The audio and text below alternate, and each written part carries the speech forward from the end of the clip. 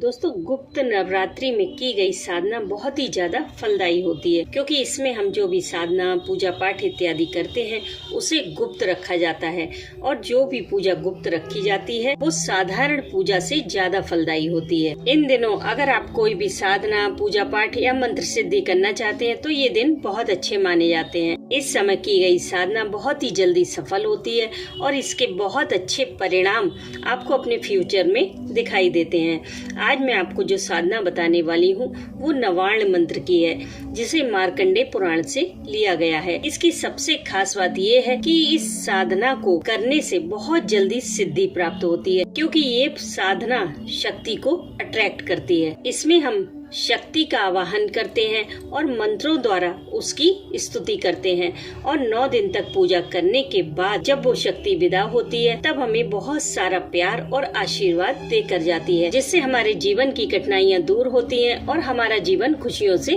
भर जाता है। और यकीन मानिए, पूरी साधना में आपको इस बात का एहसास भी होगा कि कोई दैवीय शक्ति आपके साथ है। लेकिन इस पूजा में कुछ सावधानियां रखनी पड़ती हैं, जो मैं आपको आगे वीडियो में बता दूंगी। ओम ऐम ह्रीम क्लीम चामुंडाय विच्चे। दोस्तों, इस मंत्र को शक्ति साधना का श्रेष्ठ मंत्र कहा जाता है। इसके एक एक अक्षर में ब्रह्मांड समाया हुआ है। शिव महाकाली, शिव महालक्ष्मी और शिव महासरस्वती, इन तीनों शक्ति और नव दुर्गाओं की आराधना की दृष्टि से यह मंत्र सभी देवी मंत्रों का सार तत्व कहलाता है, जिसका जाप करने से व्यक्ति दैहिक, दैविक और भौतिक तापों से मुक्त हो जाता है और संसार के सभी ऐश्वर्यों को भोगता है।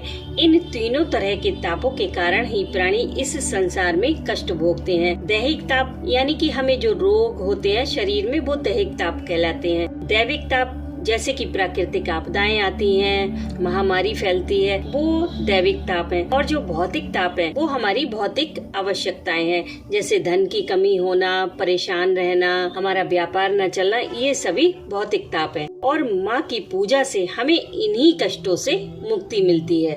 दोस्तों, 4 तरह के नवरात्रि पूरे वर्ष भर में आते हैं। चैत्र नवरात्रि, शारदीय नवरात्र और दोनों गुप्त नवरात्रि। इनमें यदि भक्तगण दुर्गा सप्तशती का पाठ ना कर सके तो केवल इस मंत्र का जाप करने से ही चंडी पाठ करने का पूर्ण फल आपको प्राप्त हो जाता है। माता पार्वती के अनुरोध पर भगवान शिव द्वारा कहे गए सिद्ध कुंजिका स्तोत्र में भी भगवान शिव ने इस नवार्ण मंत्र की महिमा का उल्लेख किया है। दोस्तों, इस मंत्र में ऐम बीज मंत्र माँ सरस्वती जी से संबंधित है। शक्ति आराधना के लिए श्रेष्ठतम ऐम बीज अक्षर ब्रह्म विद्या, सांसारिक विद्या, वाणी, ऐश्वर्य, बुद्धि तथा ज्ञान प्रदान करने वाली माँ सरस्वती जी का बीज मंत्र है। इस अकेले बीज मंत्र का जाप करने से ही व्यक्ति त्रिकालदर्शी, विद्वान और ब्रह्म ज्ञानी हो जाता है और वह अपने आप को जानने में सफल रहता है और सांसारिक जीवन में भी किसी भी तरह की शिक्षा प्रतियोगिता में बैठने वाले विद्यार्थियों को इस मंत्र का जाप करने से सभी तरह की विद्या, बुद्धि और उच्च पद की प्राप्ति होती है। इस मंत्र में ह्रीम अक्षर पर ब्रह्म श्री हरि की शक्ति माँ लक्ष्मी जी का रूप है। इस ह्रीम बीजाक्षर मंत्र का जाप करने से प्राणी श्री महालक्ष्मी और विष्णु भगवान की कृपा प्राप्त कर लेता है। यह मंत्र सृष्टि पालक है और इसमें संपूर्ण जगत का कल्याण करने की शक्ति समाई हुई है। जो भी प्राणी इसका जाप करते हैं वे सफल, उद्यमी, कारोबारी, व्यापारी और धन धान्य से संपन्न होकर समाज में प्रतिष्ठा प्राप्त करते हैं और सुख पूर्वक जीवन यापन करते हैं। और क्लीम बीज मंत्र, क्लीम मंत्र श्री महाकाली का बीजाक्षर मंत्र है। इसमें सृष्टि का संहार करने की शक्ति रखने वाली श्री महाकाली की शक्ति विद्यमान है।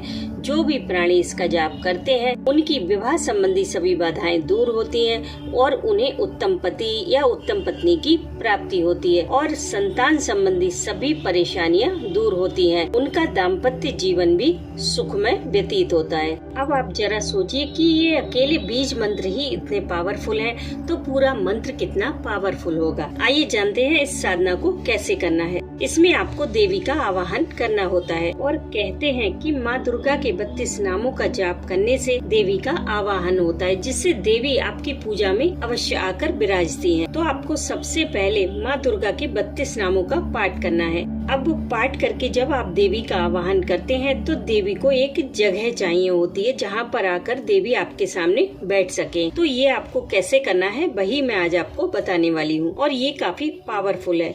इसके लिए आपको एक शांत जगह की जरूरत होगी जहाँ बाहर के लोगों का आना जाना ना हो, जिससे पूजा के समय कोई भी आपको डिस्टर्ब ना कर सके। और ये साधना आपको गुप्त रखनी है, तभी आप इसके अच्छे रिजल्ट देख पाएंगे। और जितनी देर भी आप ये साधना करें उतनी देर आपको एक दीप प्रज्वलित रखना है, क्योंकि दीप जलाना बेहद जरूरी है। आप इस साधना को किसी भी नवरात्रि में कर सकते हैं। ये 9 दिन साधना की दृष्टि से बेहद अहम माने जाते हैं। आपको अपना मुख पूर्व की ओर या फिर उत्तर की ओर रखना है। अब आपको देवी को बैठने के लिए स्थान देना है, तो आप लकड़ी का एक छोटा सा टुकड़ा ले लें, उस पर गंगा जल छिड़क कर उसे पवित्र कर लें। आप उस लकड़ी के टुकड़े पर चंदन का लेप लगा लें। जब लेप सूख जाए तब आप कुमकुम से एक सर्कल बना लें और सर्कल के अंदर एक ट्रायंगल बना लें, त्रिकोण जिसे कहते हैं, और उस त्रिकोण के अंदर एक बिंदु बना ले लाल रंग से।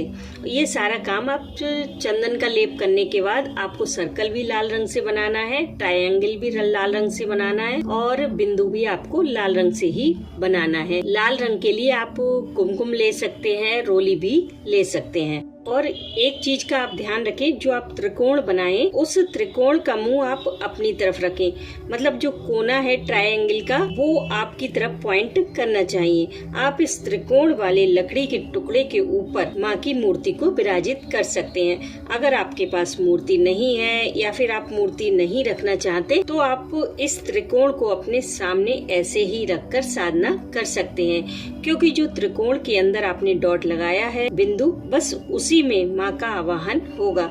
माँ उसी बिंदु पर आकर बैठेगी और ये आपको 9 दिनों में फील होगा ही होगा। इसलिए वहाँ पर रोजाना दीपक अवश्य जलाएं। अब लकड़ी के टुकड़े को जिस पर आपने त्रिकोण बनाया हुआ है उसे सामने विराजित कर लें।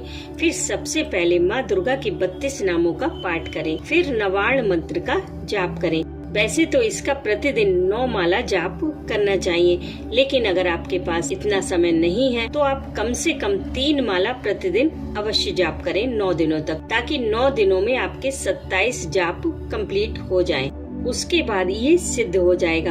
अगर आप पूरी श्रद्धा, विश्वास और ईमानदारी से करेंगे तो इसके बहुत अच्छे परिणाम आपको अपने जीवन में देखने को मिलेंगे। उन दिनों अगर आप 9 दिन व्रत ना रख सकें तो सिर्फ सात्विक आहार लें, कोई भी प्याज, लहसुन, अंडा, नॉनवेज इत्यादि का सेवन ना करें। इस साधना में आप 3 जरूरी बातें अवश्य ध्यान रखें। पहली बात कि माँ के आवाहन से पहले आपको उनके बैठने के लिए स्थान बनाना है।